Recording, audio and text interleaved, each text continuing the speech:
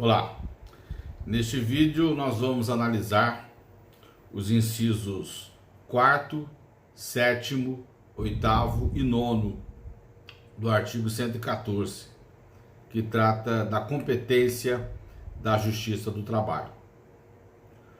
O inciso 4º do artigo 114 prevê a competência da Justiça do Trabalho para julgar mandados de segurança, habeas corpus e habeas data. Eis a redação do artigo 114, inciso 4º. Compete à Justiça do Trabalho processar e julgar. 4º. Os mandados de segurança, habeas corpus e habeas data, quando o ato questionado envolver matéria sujeita à sua jurisdição. Na redação original do artigo 114, esses três remédios constitucionais, mandado de segurança, habeas corpus e habeas data, não eram contemplados na competência da Justiça Laboral. No entanto, o mandado de segurança era comum, conforme nós veremos.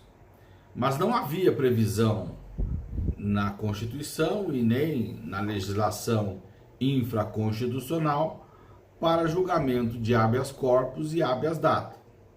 O habeas corpus, em especial, é um remédio constitucional que tutela a liberdade de locomoção. A regulamentação do habeas corpus nós encontramos lá no Código de Processo Penal. Inadmissível, portanto, qualquer cogitação de habeas corpus sendo da competência trabalhista. Não havia previsão legislativa nesse sentido, e muito menos na Constituição da República. Com a emenda 45, o habeas corpus, questionando ato que envolver matéria sujeita à jurisdição trabalhista, passa a ser da competência da Justiça do Trabalho. Vamos recordar o que diz o texto constitucional a respeito do habeas corpus. Artigo 5º, inciso 68. Conceder-se-á habeas corpus sempre que alguém sofrer ou se achar ameaçado de sofrer violência ou coação em sua liberdade de locomoção, por ilegalidade ou abuso de poder.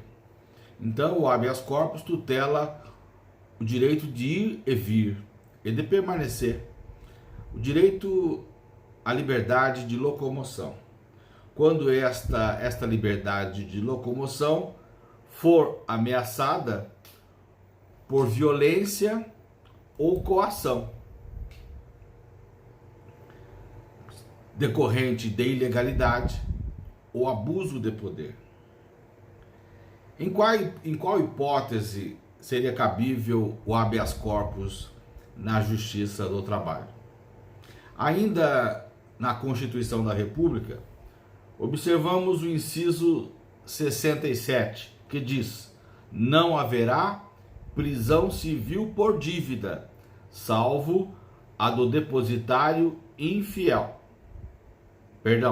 Não haverá prisão civil por dívida, salvo a do responsável pelo inadimplemento voluntário e inexcusável de obrigação alimentícia e a do depositário infiel. Então, a Constituição só admitia a prisão civil por dívida em duas hipóteses: a do devedor de alimentos e a do depositário infiel. Com relação ao devedor de alimentos, a prisão civil por dívida ocorreria quando ele fosse considerado depositário infiel. O devedor de dívida civil, considerado depositário infiel, poderia ser preso. Isso ocorreria em duas hipóteses. A primeira delas, prevista no Decreto-Lei 911 de 1969, que trata da alienação fiduciária em garantia, muito comum em financiamentos bancários para a aquisição de veículos. O indivíduo compra um veículo, financia esse veículo em 60 prestações, com ou sem entrada,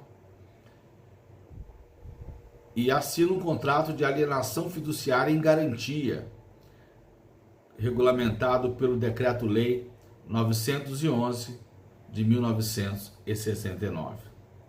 Caso ele fique sem pagar 3 prestações do contrato, o banco, juntando cópia do contrato, noticiando o inadimplemento do contratante, melhor dizendo, né? Ele apresenta também o valor das parcelas vencidas, das parcelas vincendas, e ajuiza uma ação de busca e apreensão. Deferida a liminar de busca e apreensão, o devedor é obrigado a entregar o veículo, tendo 5 dias para quitar a dívida, pagando as parcelas vencidas, as parcelas vincendas, as custas e os honorários advocatícios. Feito o pagamento em 5 dias, o veículo deve ser devolvido. Caso contrário, será levado a leilão com o valor da venda. Esse valor é abatido na dívida, prosseguindo a execução pela diferença. Ocorre que, às vezes, o veículo não é localizado,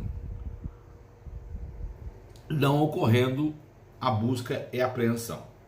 Neste caso, o Decreto-Lei 911 de 1969 prevê a possibilidade de conversão da ação de busca e apreensão em ação de depósito. Deferida a conversão da ação de busca e apreensão em ação de depósito, o devedor é obrigado a devolver o veículo, depositando-o em juízo. Então ele vai levar o veículo até o Poder Judiciário e vai entregar: olha, está aqui o carro, está aqui a chave, está aqui a documentação, estou depositando o veículo. Caso ele não deposite o veículo, não devolva o veículo em juízo, o Decreto-Lei 911 de 1969 prevê a sua prisão civil por dívida. A jurisprudência foi modificada ao longo dos anos. Houve uma época na qual o Superior Tribunal de Justiça admitia a prisão civil por dívida desse depositário infiel, de que trata o Decreto-Lei 911 de 1969. Depois, em virtude de entendimento do Supremo Tribunal Federal, de não admissibilidade da prisão civil do depositário infiel, neste caso, do Decreto-Lei 911 de 1969, tanto o STJ quanto o STF passaram a não mais admitir a prisão civil por dívida nesse caso. A única prisão civil por dívida que persistia era a daquele que teve um bem penhorado, dele ou de terceiro, e ficou como depositário do bem. Então é feita a penhora de um bem em uma execução trabalhista ou civil, e esse bem fica sob a responsabilidade de alguém, considerado depositário. Este depositário não pode alienar o bem, não pode destruí-lo, tem que preservá-lo. caso ele venda o bem ou destrua o bem, ou não preserve o bem, ele é considerado depositário infiel. Era prevista também a prisão deste depositário infiel, que teve o bem piorado, ou que teve um bem piorado sob sua guarda. Depois, evoluindo ainda mais a jurisprudência, em acórdão do ministro Celso de Mello, decano do Supremo Tribunal Federal, o Supremo passou a adotar o entendimento de que o Pacto de São José da Costa Rica não permite a prisão civil por dívida. E neste caso, nenhuma prisão civil por dívida, com exceção do devedor de alimentos, persiste.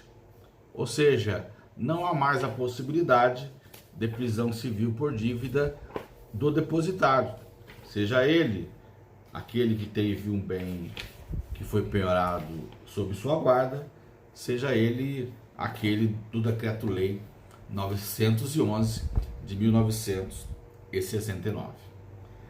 Posteriormente, esse tema foi objeto de súmula vinculante número 25, que diz: é ilícita a prisão civil de depositário infiel, qualquer que seja a modalidade do depósito.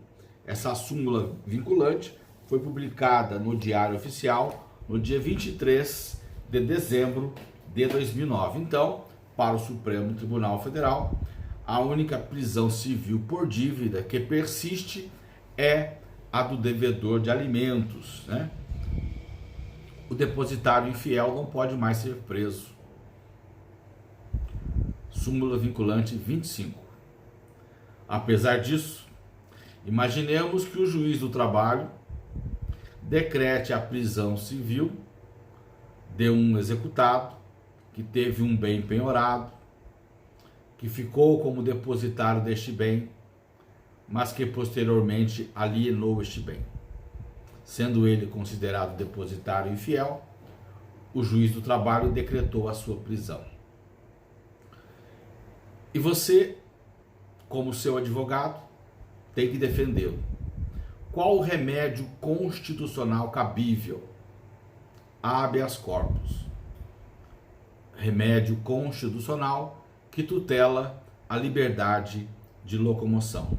Como a decisão de decretação da prisão civil do depositário infiel é de um juiz do trabalho, a competência para julgar esse habeas corpus será da própria Justiça do Trabalho, no caso do Tribunal Regional do Trabalho da região a qual esteja subordinado, vinculado o magistrado que proferiu a decisão. A outra hipótese de remédio constitucional mencionada no inciso 4º é o habeas data. Como todos sabem, o habeas data, de acordo com o artigo 5º, inciso 72, tutela o direito de informações a respeito do próprio impetrante, bem como o direito de retificação das informações. Informações estas que constem de banco de dados, de registros públicos ou de órgãos públicos. Diz o inciso 72 do artigo 5º: conceder-se-á habeas data, a linha A, para assegurar o conhecimento de informações relativas à pessoa do impetrante, constantes de registros ou bancos de dados de pessoa, de entidades governamentais ou de caráter público.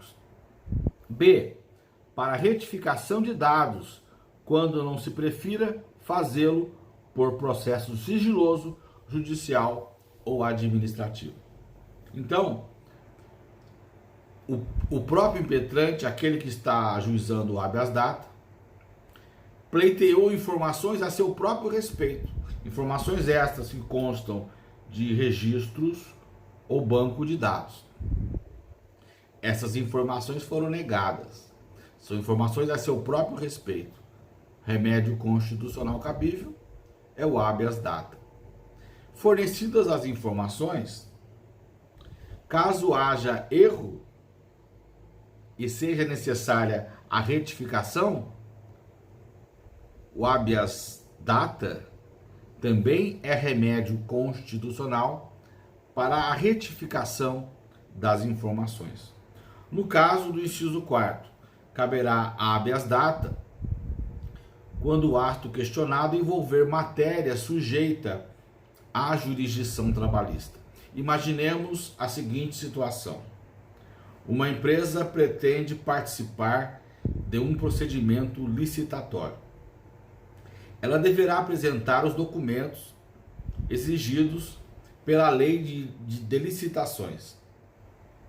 Dentre esses documentos, várias certidões devem ser apresentadas.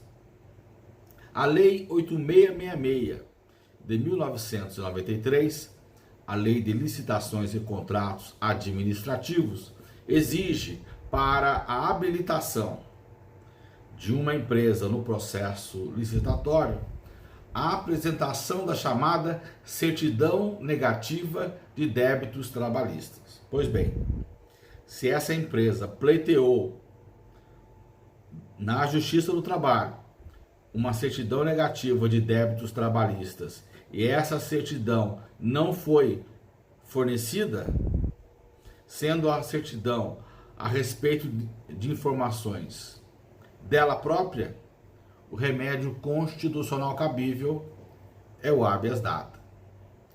Imaginemos que a certidão seja fornecida, mas não como certidão negativa, mas sim como uma certidão positiva, informando a existência de um débito trabalhista.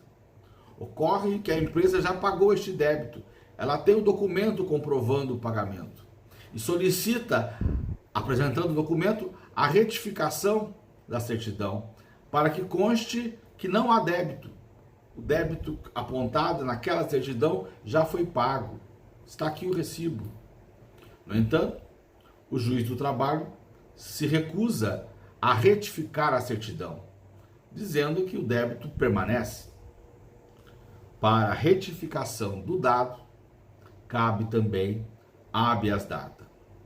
Então, nesse exemplo, o habeas data para obter a certidão que foi negada ou para retificar a certidão que está errada, sendo a informação a respeito do próprio impetrante, o remédio constitucional é o habeas data.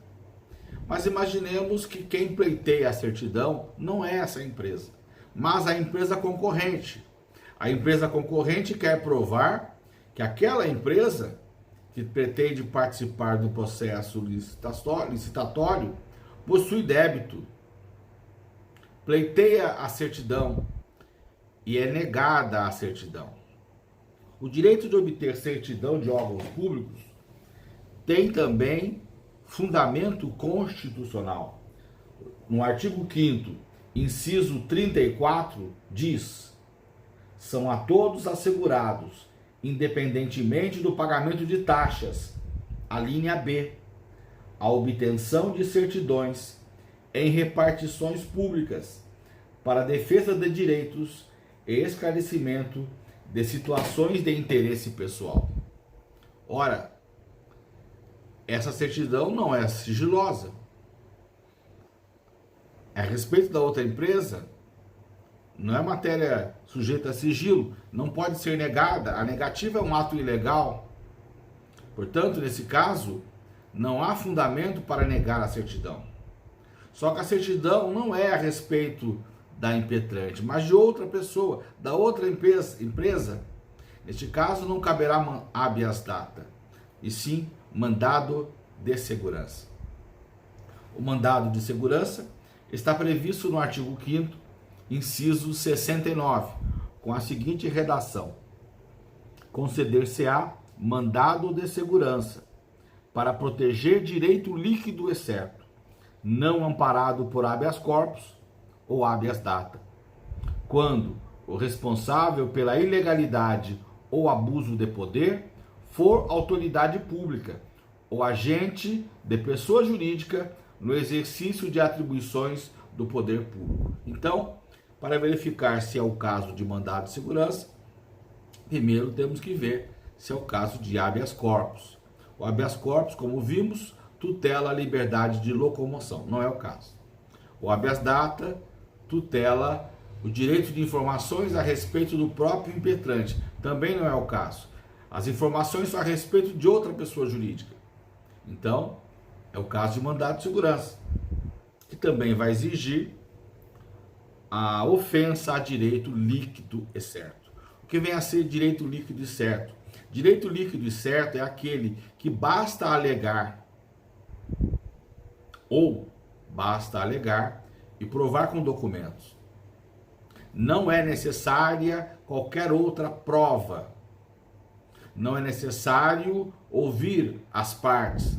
Não é necessário a prova documental. Não é necessário a prova pericial.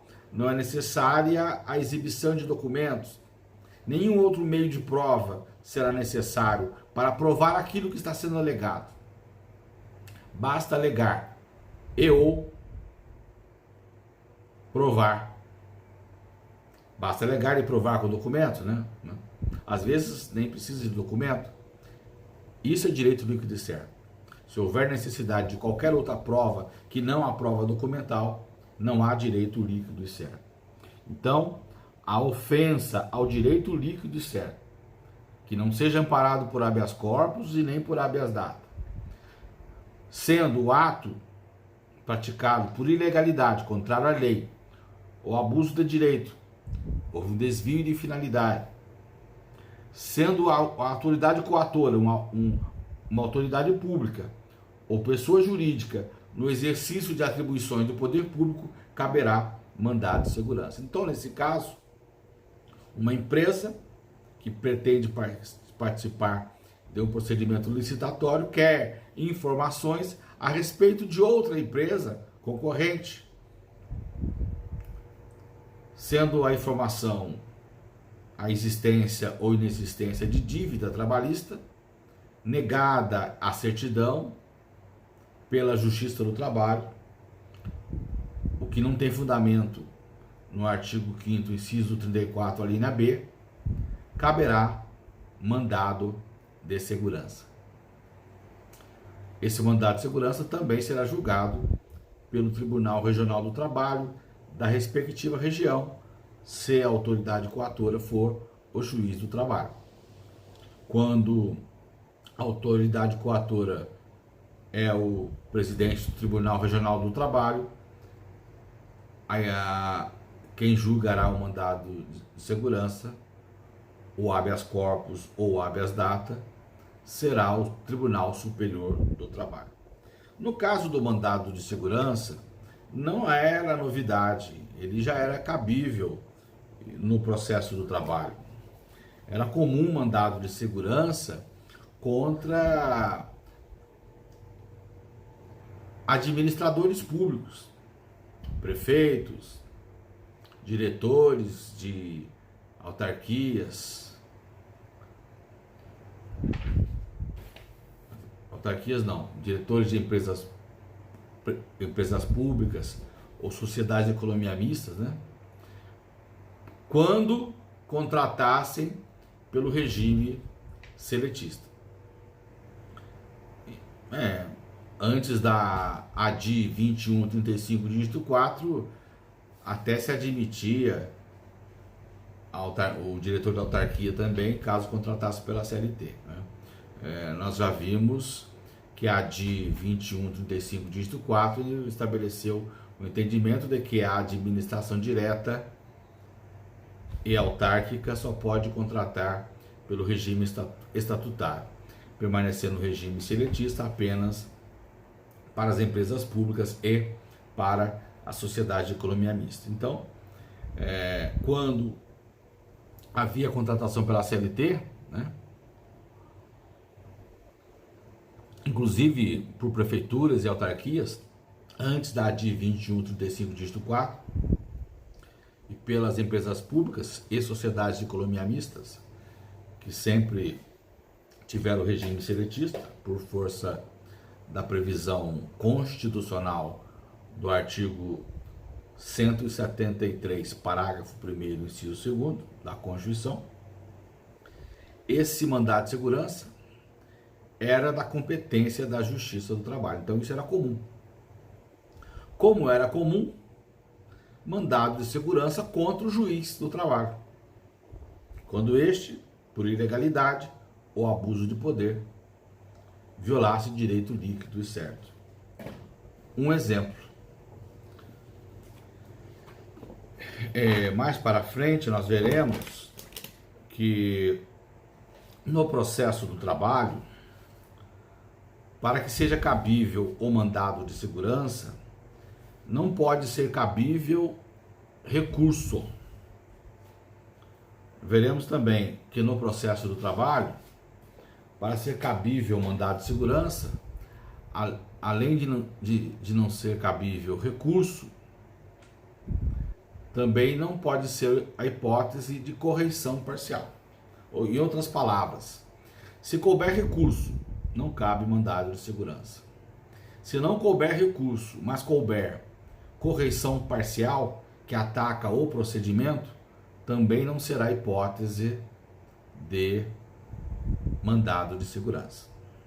Mas não sendo o caso de recurso no processo do trabalho e nem de correição parcial, presentes os requisitos do mandado de segurança, será a hipótese de impetração do mandado de segurança. E eis aqui um exemplo. Artigo 790, dígito B, da Consolidação das Leis do Trabalho.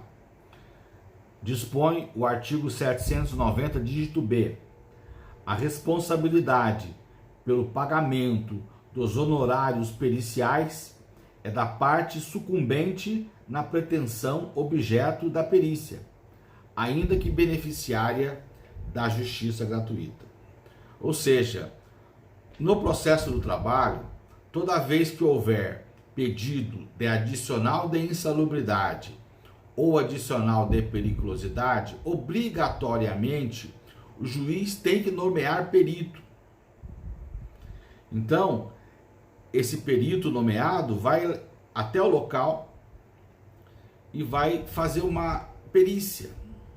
Ele vai verificar no pedido de adicional de insalubridade se a atividade exercida estava sujeita a agentes insalubres, acima do limite de tolerância.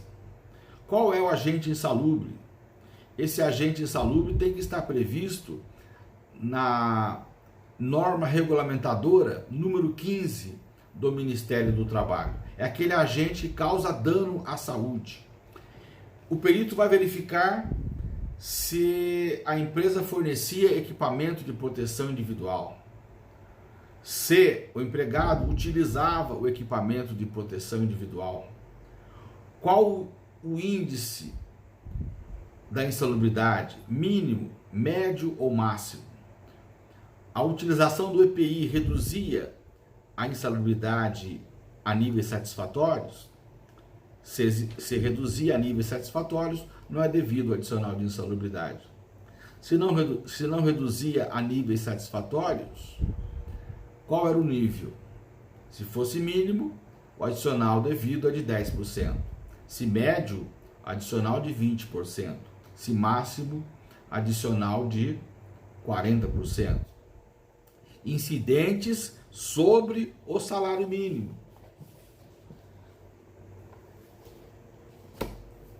A perícia verificará, no caso de periculosidade, se a atividade exercida se enquadra naquelas hipóteses de periculosidade, que colocam em risco a vida do empregado.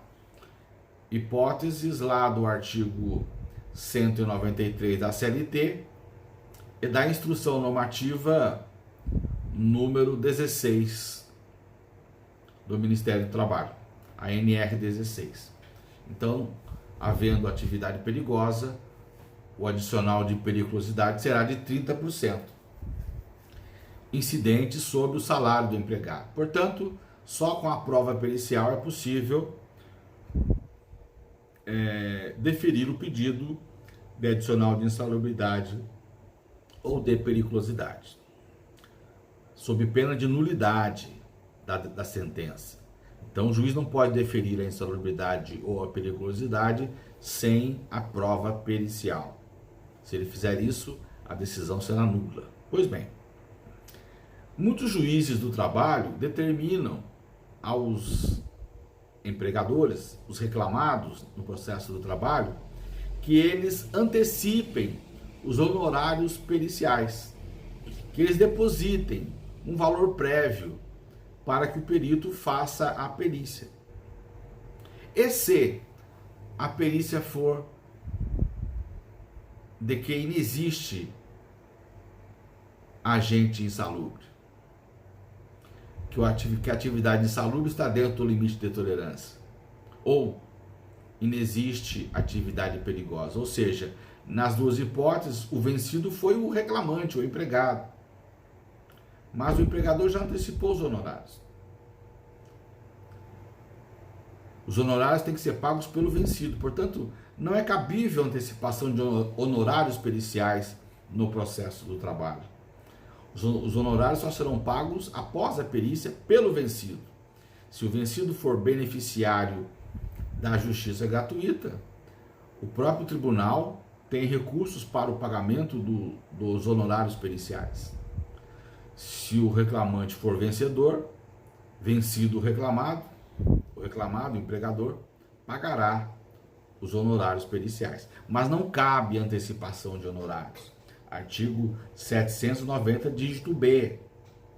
Mesmo assim, vários juízes determinam a antecipação dos honorários periciais. Decisão ilegal. Cabe, neste caso, mandado de segurança. Tanto é que o Tribunal Superior do Trabalho já havia simulado, ou melhor, o Tribunal Superior do Trabalho já havia aprovado orientação jurisprudencial sobre este caso. É o exemplo da OJ 98, orientação jurisprudencial número 98, da seção de dissídios individuais do TST. Diz a OJ 98, honorários, mandado de segurança, cabível para atacar, exigência de depósito prévio de honorários periciais. É ilegal a exigência de depósito prévio para custeio dos honorários periciais, dada a incompatibilidade com o processo do trabalho, sendo cabível o mandado de segurança, visando a realização da perícia, independentemente de depósito. Então, o perito terá que fazer a perícia sem depósitos prévios e, ao final, ele receberá. Não cabe antecipação de honorários periciais. A reforma trabalhista, a Lei 13.467 de 2017, acrescentou ao artigo 790, dígito B, o parágrafo 3º, o qual expressamente diz: o juiz não poderá exigir adiantamento de valores para realização de perícias. Não havia necessidade desse parágrafo, pela redação, pela interpretação do artigo 790, dígito B, o próprio TST entendia nesse sentido, não cabe antecipação de honorários, OJ 98 da SDI número 2. Mas agora, com a reforma trabalhista, ficou mais patente a ilegalidade em qualquer decisão que determine a antecipação de honorários periciais. Neste caso, cabe mandado de segurança. Outro exemplo de cabimento do mandado de segurança, mas agora analisando o inciso 7º do artigo 114.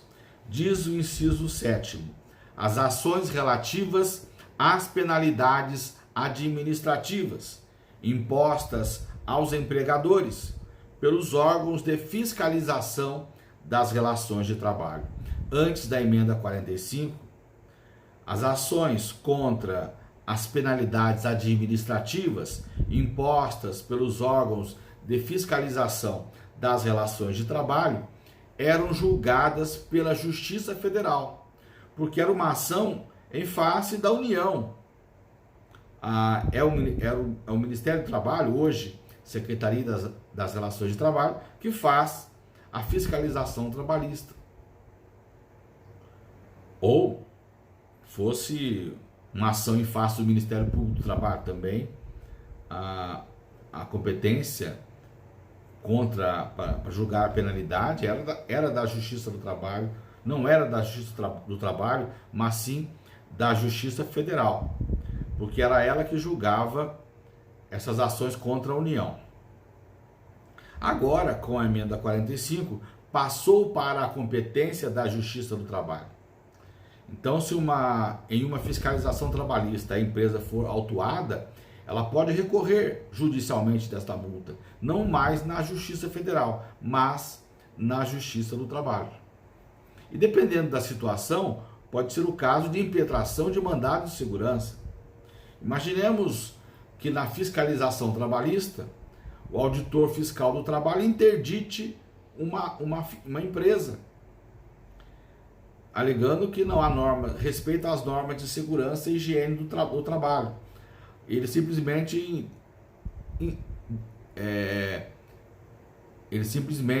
interditou a fábrica. Imaginemos que não houve respeito ao contraditório e à ampla defesa. O contraditório e a ampla defesa é um direito assegurado na Constituição da República. Diz o artigo 5º, inciso 55, aos litigantes em processo judicial ou administrativo e aos acusados em geral são assegurados o contraditório e ampla defesa, com os meios e recursos a ela inerentes. Aos litigantes em processo judicial ou administrativo. Estamos diante de um processo administrativo de fiscalização trabalhista. Não havendo respeito ao contraditório e ampla defesa, há violação ao artigo 5º, inciso 55. Cabe mandado de segurança, competência da Justiça do Trabalho, artigo 114, incisos 4º e 7º. Outra competência, inciso 8º. A competência prevista no inciso 8º é para execução das contribuições previdenciárias decorrentes das condenações trabalhistas. Não havia competência da Justiça do Trabalho para a execução das contribuições previdenciárias. A execução das contribuições previdenciárias era feita na Justiça Federal comum. Até que veio a emenda constitucional número 20, de dezembro de 1998, e acrescentou ao artigo 114 o parágrafo 3º, que diz: compete ainda à Justiça do Trabalho executar de ofício as contribuições sociais previstas no artigo 195, inciso 1º, a linha A, e 2º, e seus acréscimos legais, decorrentes das sentenças que proferir. Então, este parágrafo 3º do artigo 114 da Constituição da República passou a contemplar a competência da Justiça do Trabalho para executar de ofício as contribuições sociais mencionadas no artigo 195, inciso 1º, a linha A, e 2º, e seus acréscimos legais, contribuições essas decorrentes das sentenças que proferiram. Antes da emenda 20, que é de dezembro de 1998, havia uma discussão muito forte no Congresso Nacional de extinção da Justiça do Trabalho. Os defensores dessa tese sustentavam que a Justiça Federal Comum poderia julgar a matéria trabalhista, fossem nas varas cumulativas, nas varas cíveis, fossem em varas especializadas em matéria trabalhista, sem a necessidade de uma justiça especializada em direito do trabalho. Mas isso acabou não sendo discutido mais a partir da emenda 20, que acrescentou o parágrafo 3º ao artigo 114 da Constituição da República. Isto porque a Justiça do Trabalho é muito mais ágil em comparação com a Justiça Federal. A começar pela própria estrutura. A Justiça Federal possui 5 regiões no Brasil. A Justiça do Trabalho possui 24 regiões, 24 tribunais regionais trabalhistas e 5 tribunais regionais federais. O número de varas da Justiça Federal é menor, muito menor, em comparação ao número de varas da Justiça do Trabalho. Consequentemente, o número de juízes do trabalho é superior ao número de juízes federais, pelo menos titulares, porque há mais varas. Havendo mais varas, é bem provável que o número de servidores também seja superior. Isso faz com que a Justiça do Trabalho seja mais ágil. E ao trazer para ela a competência para executar de ofício as contribuições sociais, o valor arrecadado pela Justiça do Trabalho foi muito superior ao valor que era arrecadado pela Justiça Federal e passou a ser arrecadado com muito mais rapidez. A partir daí, a ideia de extinção da Justiça do Trabalho foi sepultada. De vez em quando reaparece alguém propondo a extinção da Justiça do Trabalho. Ideia proposta que não merece respaldo pelo histórico e pela importância da justiça especializada em matéria trabalhista.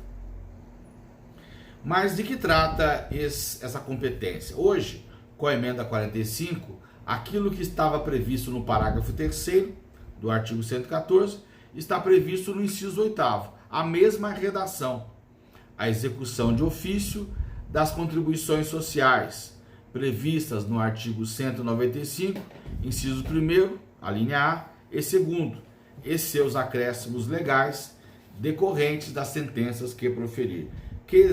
Quais são essas contribuições previdenciárias? Artigo 195 da Constituição da República. A Seguridade Social será financiada por toda a sociedade, de forma direta e indireta, nos termos da lei, mediante recursos provenientes dos orçamentos da União, dos Estados, do Distrito Federal e dos municípios, e das seguintes contribuições sociais. Primeiro, do empregador, da empresa e da entidade a ela equiparada, na forma da lei, incidentes sobre a linha A folha de salários e demais rendimentos do trabalho, pagos ou creditados a qualquer título, à pessoa física que lhe preste serviço, mesmo sem vínculo empregatício. Segundo, do trabalhador e dos demais segurados da Previdência Social, não incidindo contribuição sobre aposentadoria e pensão, concedidas pelo regime geral de Previdência Social, de que trata o artigo 201. Pois bem, em um processo trabalhista, quando há condenação trabalhista, o juiz vai condenar a empresa a pagar verbas salariais e verbas indenizatórias. Mas não só. A empresa terá que pagar também as contribuições previdenciárias, imposto de renda, quando cabível. Sobre as verbas salariais, incide contribuição previdenciária.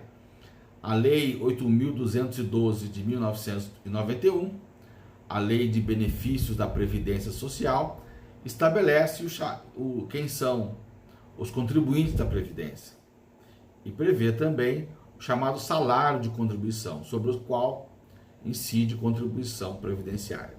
A contribuição previdenciária incide sobre verbas salariais e não sobre verbas indenizatórias, de forma que, ao ser vencedor em uma ação trabalhista, o empregado não vai receber todo o valor.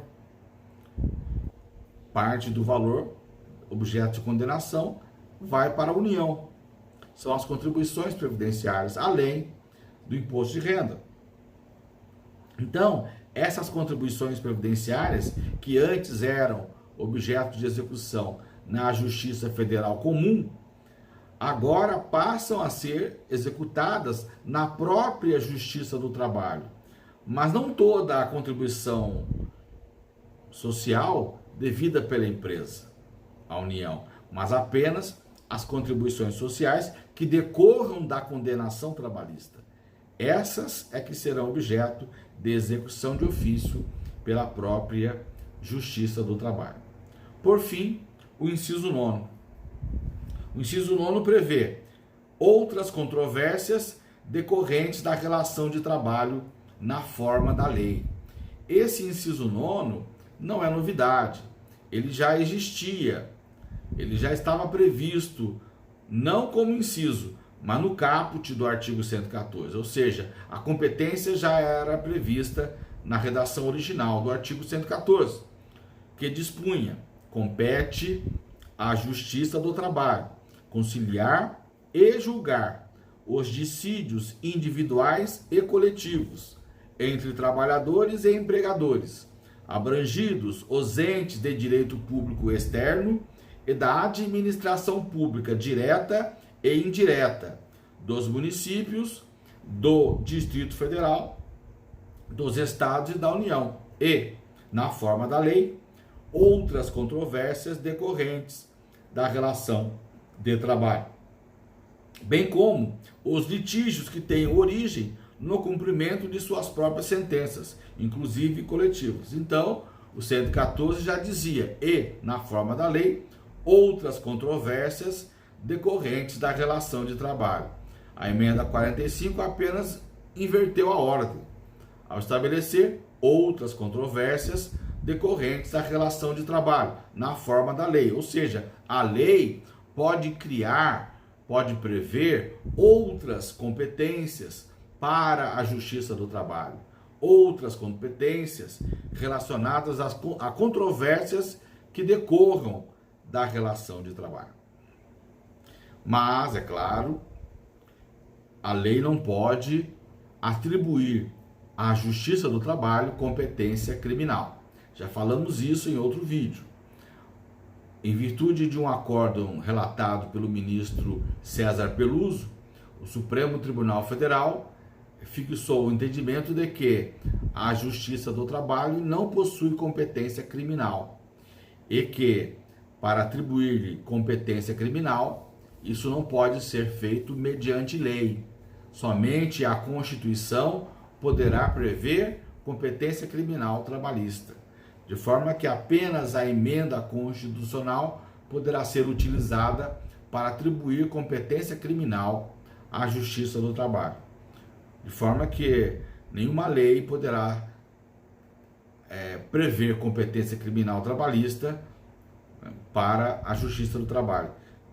Sendo assim, esse inciso 9 não pode servir de fundamento para tentar trazer para a Justiça do Trabalho a competência para julgar, por exemplo, crimes contra a organização do trabalho, falso testemunho que ocorra na audiência trabalhista e outros crimes relacionados com o processo do trabalho. Então, esse inciso 9 só se aplica às outras controvérsias decorrentes da relação de trabalho. Essas podem ser previstas por lei, que vieram a ser publicado. Eram essas as considerações. No próximo vídeo falaremos dos conflitos de competência entre os órgãos com jurisdição trabalhistas. Vamos ver quem julgará esses conflitos de competência. Conflitos que podem surgir entre os órgãos da Justiça do Trabalho, entre si, entre os órgãos da Justiça do Trabalho e de outras justiças.